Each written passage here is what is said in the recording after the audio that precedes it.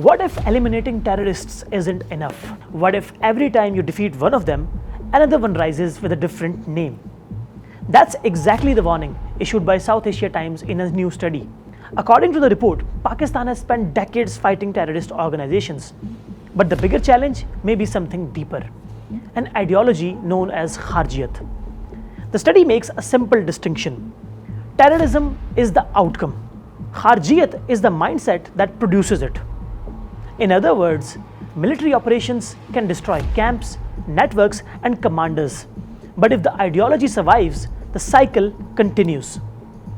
The report traces this phenomena back more than 1400 years to the original Khawarij, an extremist faction that turned political disagreements into questions of faith and violence.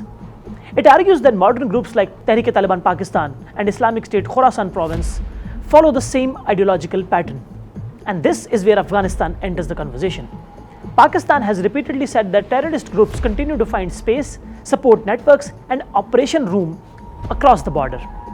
At the same time, officials say Afghanistan has often focused on denying the problem rather than addressing it.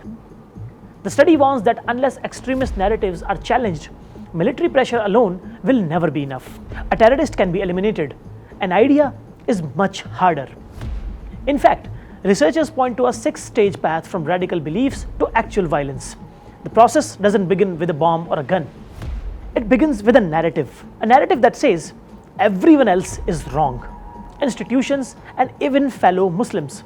And eventually that narrative becomes violence. Perhaps the most striking conclusion is this: Pakistan may not just be fighting terrorists.